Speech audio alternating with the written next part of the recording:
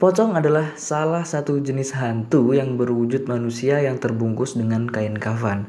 Ternyata di Malaysia, hantu ini dikenal pula sebagai hantu bungkus.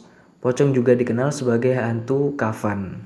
Ya, pocong adalah hantu yang konon merupakan arwah orang mati yang terperangkap dalam kain kafan mereka.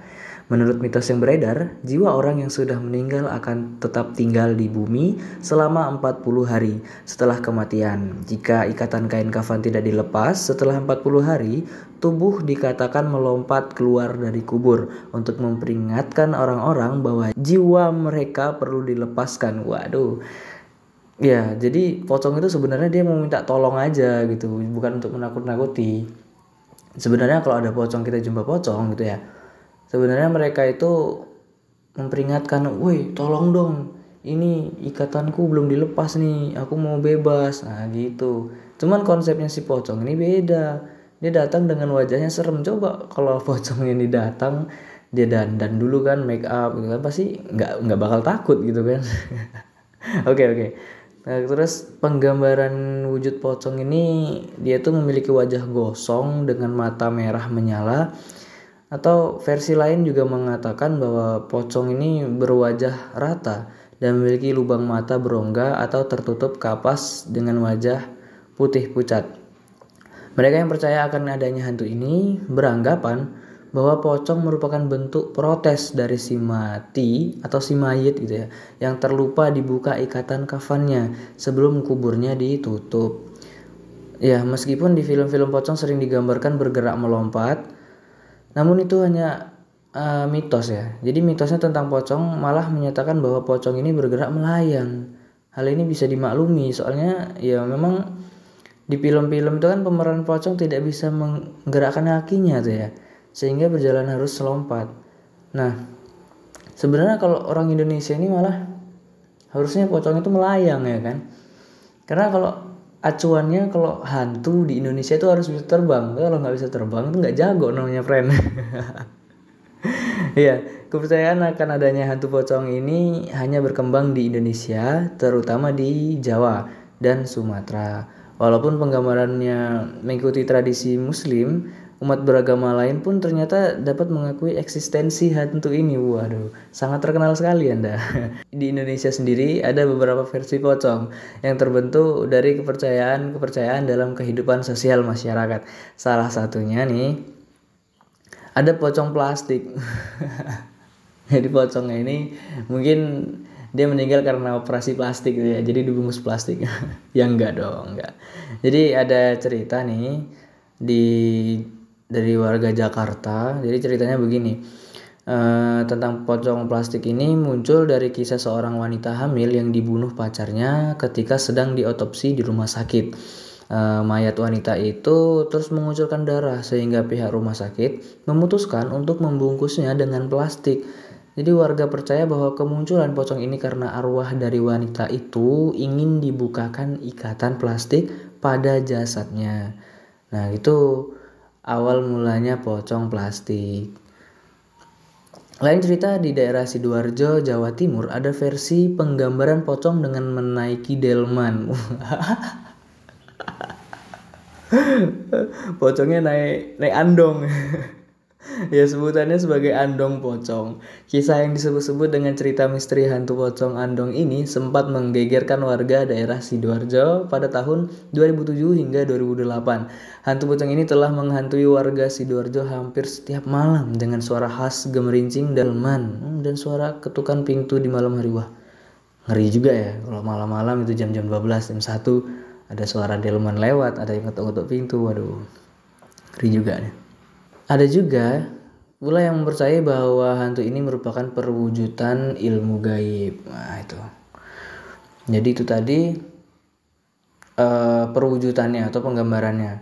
Kemudian ternyata pocong ini bukan hanya gambaran ilmu-ilmu gaib atau apalah itu.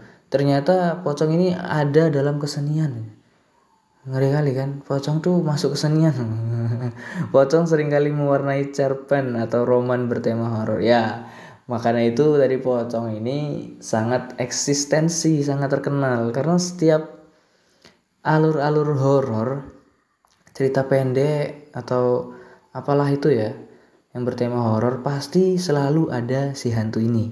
Hantu ini adalah hantu peringkat nomor 2 mungkin ya setelah kuntilanak ya. Pocong bahkan seringkali dihadirkan beberapa bahkan menggunakan sebagai judul. Ya betul sekali, pocong kredit. Dulu ada tuh ya, pocong kredit, terus pocong jeruk urut itu kalau nggak salah. Iya kayak gitulah. Kemudian pocong ini ternyata ada warna-warnanya dong. Pocong merah. Ternyata bukan pesulap aja yang warna merah, pocong juga ada warna merah. Pocong merah biasa dibilang varian pocong yang paling ditakuti karena reputasinya yang tidak terduga dan agresif. Waduh, ini kayaknya pocong ini bisa versus kan ini sama pesulap merahnya. Karena ini versi upgrade versi 2 ya. Pocong ini ternyata ada tingkatan-tingkatannya ya, pocong putih dan pocong merah. Kalau pocong putih itu baik, kalau pocong merah itu jahat gitu. Ya karena kedudukannya itu lebih tinggi daripada pocong putih gitu. Dikatakan lahir dari seorang yang ingin membalas dendam atas kematian yang tidak menyenangkan. Oh berarti pocong ini tuh mitosnya arwah yang gentayangan akibat dibunuh. Jadi dia pocong ini adalah jasad mayat yang tidak terima atas kematiannya karena dibunuh tadi gitu ya. Warna merah pocong ini dikaitkan dengan perasaan marah dan dendam kesumat yang dirasakan oleh orang tersebut sesaat sebelum kematian. Dari semua varian pocong, pocong merah diyakini lebih mungkin menyerang orang hidup tanpa provokasi karena sifatnya yang ganas dan berbahaya. Banyak orang percaya pocong merah adalah raja atau pemimpin dari para pocong. Waduh, ternyata ada rajanya, raja pocong. Ya, itulah tadi cerita mitos dari pocong ya.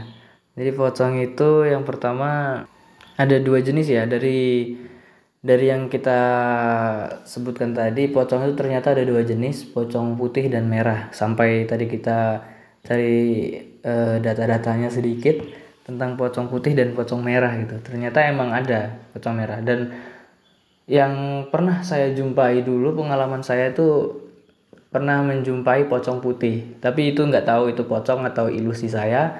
Intinya seperti itu, dia badannya besar. Ya, terus kalau pocong merah pernah juga dulu melihat kilasan aja, entah itu mungkin sekali lagi mungkin cuman ilusi saja ya. Jadi ya mitos tetaplah mitos, tapi nggak salah juga kita percaya sama hal-hal gaib gitu. Ya itu tadi pembahasan kita tentang pocong nih, kita agak ngerosting sedikit tapi agak gimana gitu ya. Ini agak-agak serem juga nih suasananya. Oke teman-teman, respect buat kalian yang sudah nonton dari awal hingga akhir. Dan juga bagi yang belum subscribe, gue respect banget kalau lu mau subscribe channel ini, oke?